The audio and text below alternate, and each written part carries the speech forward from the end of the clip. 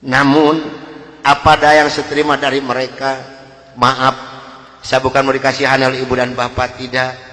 Yang mengasihani saya adalah Allah Subhanahu wa Ta'ala. Saya bukan seorang tentara, saya bukan seorang polisi, tapi merasakan panasnya peluru di kaki kiri saya dan di dada sebelah kanan saya ini. Besi yang lebarnya 6 cm yang dibakar merah membara, yang dipukulkan ke pipi saya tahan dengan tangan kiri saya. Demi Allah, besi panas nempelah di tangan kiri saya. Lalu saya ditengkurapkan, kepala saya diinjak oleh 3 orang. Tangan saya, kaki saya kiri kanan dipegang dan diikat oleh mereka. Lalu punggung saya dipukuli oleh Dr. Johan pakai kursi rotan. 13 tulang punggungnya patah untuk mengenal Islam. Kalau menurut logika manusia, saya ini harus sudah meninggal dunia.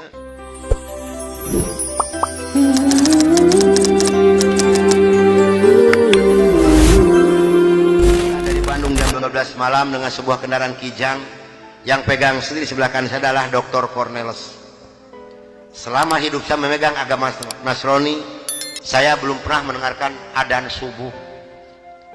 Adzan duhur, asar, maghrib, dan isya saya tahu. Kalau adzan subuh, kuping saya belum pernah mendengarkan, karena saya belum pernah bangun sesubuh itu. Begitu nyampe di Jakarta, di kampung Prapanca, bertepatan dengan berkumandangnya adzan subuh. Kata Dr. Cornelis kepada saya, "Bro, tolong dengarkan adzan orang Islam ini kok goblok sekali, aneh-aneh." Saya buka kaca jendela pintu, mau bisa dengarkan ini adzan. Betul bro, orang Islam ini kok adanya aneh-aneh. Kebetulan di Jakarta, di kampung Prapanca ini, saya mengontrak sebuah rumah yang besar khusus untuk penginjil. Yang punya rumah namanya Bapak Rosid. Beliau adalah seorang sarjana agama Islam yang mengajar sekolah dasar negeri. Kata Dr. Cornelis kepada saya, "Bro, karena bro sebagai pemimpin dan ketua kami yang berhak dan berani untuk menanyakan masalah ini, tolong besok tanyakan kalau kita sudah nyampe di rumah kontrakan." Oke, besok akan saya tanyakan. Begitu saya nyampe di rumah kontrakan, kendaraan saya masukkan ke dalam garasi dan sebagian barang-barang diturunkan. Kira-kira jam 7 pagi, Pak Rosid ini keluar dari rumahnya mau mengajar. Karena kebetulan rumah yang saya kontrak dengan rumah beliau bersebelahan, hanya terhalang oleh satu jalan yang kecil.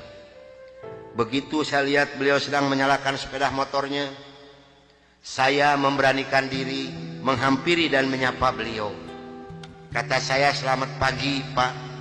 "Oh selamat pagi Bapak Pendeta, kapan datang dan apa kabar?"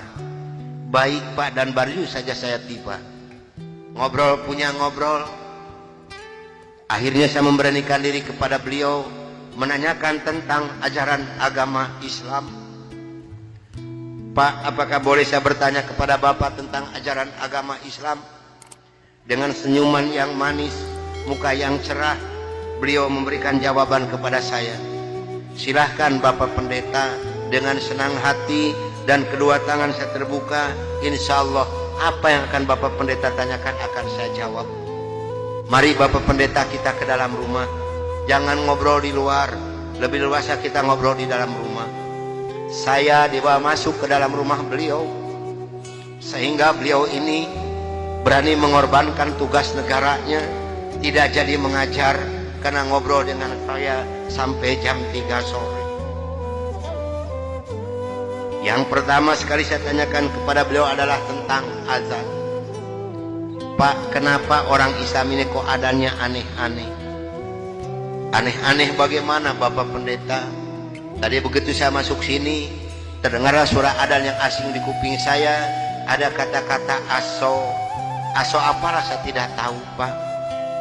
"Oh betul Bapak Pendeta, itu adzan subuh pakai as-sholatu khairum minan naum."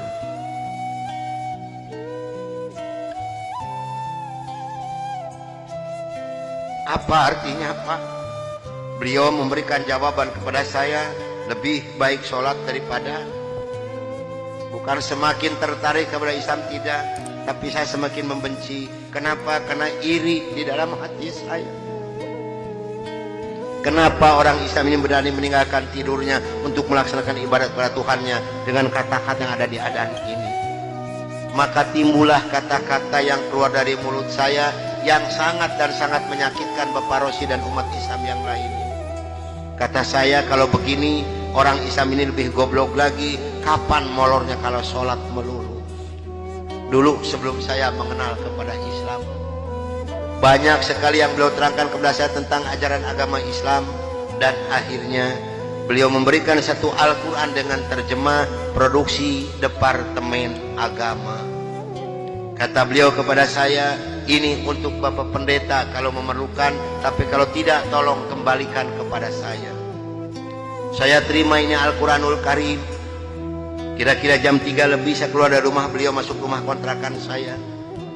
Begitu saya nyampe di rumah kontrakan, saya langsung ditegur oleh rekan-rekan saya, termasuk oleh Dr. Cornelis dan Dr. Johan. Dari mana Brur, kok dari pagi sampai sore begini baru pulang? Sedangkan jam 4 sore ini Brur harus memimpin kami untuk membawa umat Islam yang ada di kampung Prapanca ini. Maka saya katakan kepada rekan saya bahwa saya sudah menanyakan tentang azan dan saya diberikan satu Al-Quran ini. Ini ditertawakan semua oleh rekan saya. Seharusnya sore itu saya memimpin penginjilan. Entah kenapa saya ini malas sama sekali untuk melaksanakan tugas. Mungkin ini sudah jalan dari Allah Subhanahu wa Ta'ala. Maka saya punya tugas, saya serahkan kepada Dr. Cornelis dan Dr. Johan. Brur, tolong pimpin misi kita ini, tolong pimpin penginjilan kita ini, bawa umat Islam sebanyak-banyak yang ada di kampung Prapanca ini, dan ini dananya 16 juta, tolong bagikan kepada mereka. Pakaian, beras, indomie, susu, gula pasir, dan kebutuhan hidup sehari-hari yang sudah tersedia di dalam kendaraan, silahkan Brur bagikan, harus tepat pada sasaran. Berangkatlah rekan saya 14 ini menjajakan agama door to door dengan bermodalkan uang 16 juta, pakaian dan kebutuhan hidup sehari-hari. Saya hanya di rumah sendiri sambil melihat-lihat luarnya Al-Quran karena saya belum hafal huruf Arab, yang saya baca hanya terjemahnya saja. Begitu saya akan membuka Al-Quran, terlebih dahulu saya berdoa dulu pada Tuhan saya yang saya yakini dulu. Bapa di dalam surga, dalam nama Tuhan Yesus Kristus, saya datang di bawah kaki-Mu Tuhan. Saya mohon petunjuk dan pertolongan daripada-Mu Tuhan. Tolong celikan mata hati saya dan bukakan mulut saya. Tolong celikan mata penglihatan saya dan bukakan alat pendengaran saya. Saya akan membaca kitabnya orang-orang kafir. Tapi semakin saya berdoa pada Tuhan saya,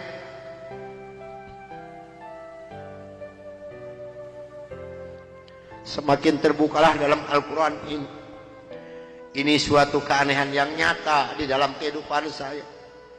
Karena saya bingung membuka Al-Quran ini dari mana pertamanya.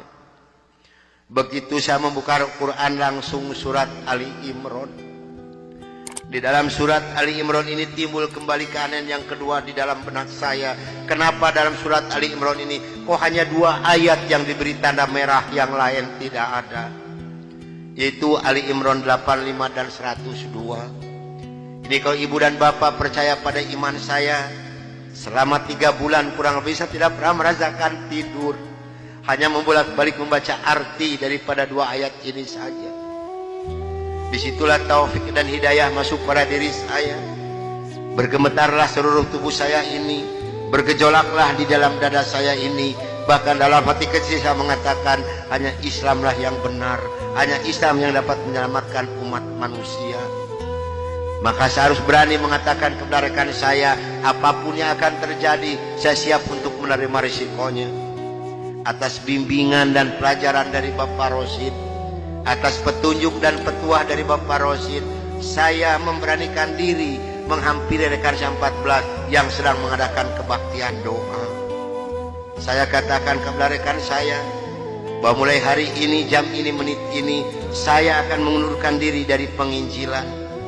Saya akan menyerahkan sebagai ketua misionaris pada Anda semua, karena saya hari ini akan mencari agama yang baru, itu agama Islam. Karena hanya Islam yang benar, hanya Islam yang dapat menyelamatkan umat manusia. Agama yang kita pegang sama-sama tidak bisa menyelamatkan kita semua.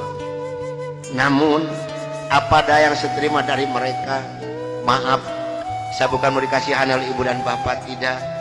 Yang mengasihani saya adalah Allah Subhanahu wa Ta'ala. Saya bukan seorang tentara, saya bukan seorang polisi, tapi merasakan panasnya peluru di kaki kiri saya dan di dada sebelah kanan saya ini. Besi yang lebarnya 6 cm yang dibakar merah membara, yang dipukulkan ke pipi saya tahan dengan tangan kiri saya. Demi Allah, besi panas nempelah di tangan kiri saya.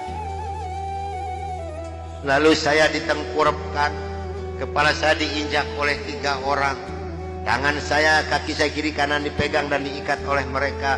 Lalu punggung saya dipukuli oleh Dr. Johan pakai kursi rotan. 13 tulang punggungnya patah untuk mengenal Islam. Kalau menurut logika manusia, saya ini harus sudah meninggal dunia.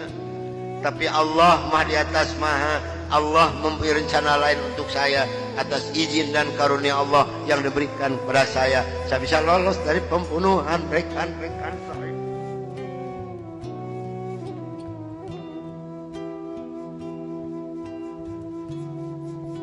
Sambil merasakan panasnya di kaki kiri saya dan di dada sebelah kanan saya, pedihnya di tangan saya, ngilunya di punggung saya loncat keluar dari rumah sambil berteriak mengucapkan La ilaha illallah Muhammadur Rasulullah. Padahal ini asing di mulut saya. Belum pernah ada seorang pun yang mengajarkan kalimat thayyibah di dalam mulut saya ini. Belum pernah sekalipun saya belajar kalimat thayyibah di dalam mulut saya ini. Ini maunah yang pertama Allah berikan melalui mulut saya. Dan alhamdulillah, saya mendapatkan pertolongan dari seorang cim-cim yang beragama Buddha. Saya dibawa masuk ke dalam rumah beliau. Lalu baju saya digunting jadi satu dengan kulit. Lalu yang bekas luka besi panas dari kocrotin pakai kecap oleh beliau. Kaki saya ditahan pakai kayu bekas pegangan sapu, diikat pakai benang rapia. Punggung saya diikat pakai samping. Lantas saya dibawa beliau ke rumah sakit Fatmawati. Selama 3 bulan 27 hari saya berbaring di dalam rumah sakit, merasakan hancurnya tubuh saya ini, pengen mengenal Islam. Dan alhamdulillah, setelah Allah memberikan kesembuhan kepada saya, beliau pula lah yang membiayai saya. Sehingga saya kembali memohon pertolongan kepada Cim ini. Cim, tolong saya, bawa saya kemana saya harus pergi, karena saya pengen memeluk agama Islam. Dan alhamdulillah, saya dibawa oleh beliau ke Cipete, ke Bapak Kiai Haji Dr. Idam Khalid. Saksi yang masih hidup yang membina kesama yang pertama adalah Bapak Hamjahas. Maka kata beliau kepada saya, kalau Anda pengen masuk Islam yang kapah dan istiqomah, Anda jangan dulu mengenal Al-Quran, Anda jangan dulu mengenal sholat, tapi Anda harus dulu mengenal isi daripada 2 kalimat syahadat yang barusan Anda ucapkan. Alhamdulillah, selama 3 bulan kurang lebih saya dibina oleh beliau untuk mengartikan isi daripada 2 kalimat syahadat. Barulah saya marifatullah. Disinilah nikmatnya iman dan nikmatnya ibadah yang saya rasakan sampai detik ini. Lalu saya suruh pulang dulu oleh beliau, karena saya masih mempunyai keluarga, itu anak dan istri. Ternyata keluarga saya telah mendapatkan laporan dari Kansa 14 dan dari Dewan Gereja Indonesia bahwa saya telah murtad masuk agama Islam. Begitu saya nyampe di rumah saya lihat dengan mata kepala saya sendiri, pakaian saya, ijazah saya, semua dibakar oleh putri-putri saya dan istri saya di hadapan mata saya. Dan alhamdulillah, saya diselamatkan dari maut yang kedua oleh Allah Subhanahu wa Ta'ala.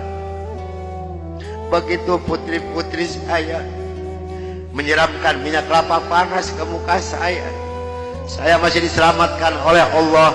Minyak kelapanya tumpah di punggung saya. Ini adalah darah daging saya sendiri yang menganiaya saya, bukan orang lain. Lalu kepala saya dilempar pakai copet, dipukuli pakai stik kasti, sampai saya diusir caci maki dengan kata-kata yang sangat keji yang keluar dari mulut darah daging saya sendiri. Nyah, engkau di hadapanku anjing, setan, babi, iblis, jangan menginjak rumah ini, haram rumah ini kau diinjak oleh setan dan iblis macam kau. Ini adalah darah daging saya sendiri, bukan orang lain. Dan alhamdulillah begitu saya meninggalkan rumah tangga saya hanya pakai pakaian satu setel yang nempel di badan saya yang penuh dengan minyak kelapa panas. Harta kekayaan berlimpah luah demi Allah tidak saya bawa serupiah pun, karena saya pengen masuk Islam yang kapal dan istiqomah. Saya harus samina wa atona. Jangankan harta kekayaan yang berlimpah luah, putri-putri saya pun yang tinggal saya putuskan. Mulai detik ini Anda bukan darah daging saya bukan bapak Anda, dan Anda bukan putri-putri saya. Titik sampai di sini. Jangan ada lagi pertalian darah antara Anda dengan saya. Kenapa saya putuskan kepada putri-putri saya yang tiga? Karena saya takut besok atau lusa saya meninggal dunia, bagaimana tanggung jawab saya di hadapan Allah Subhanahu wa taala. Maka alhamdulillah sudah hampir 22 tahun lebih ini saya belum pernah dipertemukan dengan batang hidungnya. Namun alhamdulillah, biarpun putri-putri saya tidak yang ikut satupun, Allah telah memberikan kebahagiaan kepada saya pada saat sekarang ini. Kebahagiaan yang Allah berikan kepada saya tidak bisa ditukar dengan suatu apapun yang ada di dunia ini. Sekalipun emas berlian sebesar gunung tidak mungkin bisa menukarkan kebahagiaan yang Allah berikan kepada saya. Kenapa?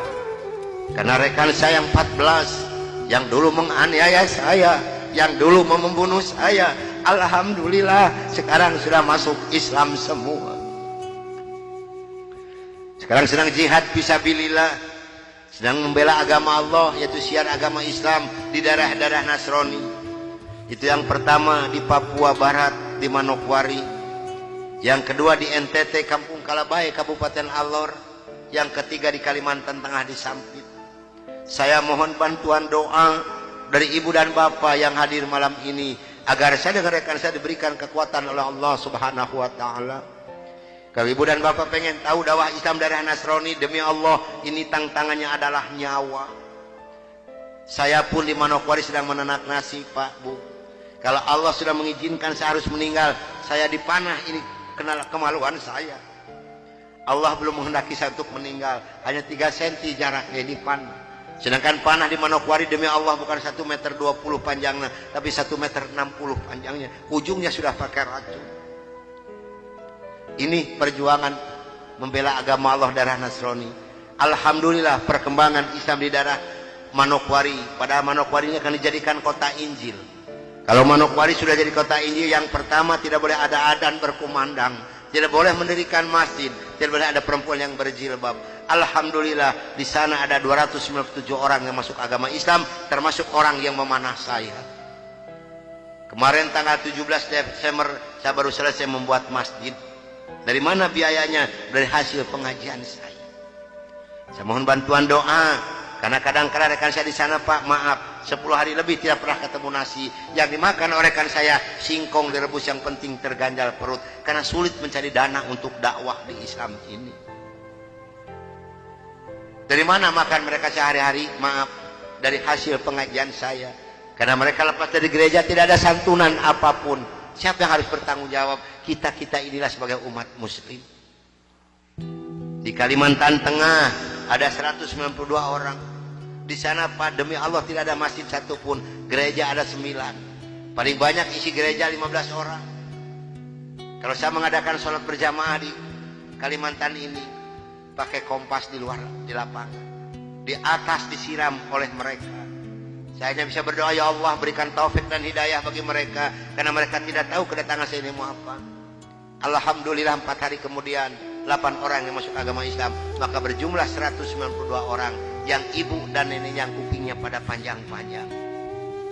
Saya mohon bantuan doa, karena saya sedang membebaskan tanah untuk pembangunan masjid. Mudah-mudahan Allah memberikan jalan untuk saya untuk melunasi tanah di sana, untuk pembangunan masjid di sana. Nah hadirin ikhwatul iman rahimakumullah yang hadir malam ini, barangkali, tapi sebelumnya saya mohon maaf yang sebesar-besarnya, barangkali ibu dan bapak mau ikut berjuang membela agama Allah, menyisihkan sedikit rezeki untuk pembebasan tanah di Kalimantan ini, insya Allah hubungi saya. Tapi yang penting adalah doa, karena doa lebih dulu sampai di hadapan Allah subhanahu wa ta'ala. Nah hadirin ikhwatul iman rahimakumullah, itulah mungkin tausiah saya yang saya bisa sampaikan malam ini. Mudah-mudahan ada manfaat guna untuk ibu dan bapak, dan mudah-mudahan yang hadir malam ini kelak di yaumul qiyamah mendapatkan syafaatul ujma dari Kangjeng Nabi besar Muhammad Rasulullah Sallallahu Alaihi Wasallam. Dan mudah-mudahan kita dipertemukan Allah bukan hanya sampai di sini saja, tapi sampai yaumul jaza kita dipertemukan kembali oleh Allah Subhanahu wa taala. Akhirul kalam wabillahi taufiq wal hidayah. Assalamualaikum warahmatullahi wabarakatuh.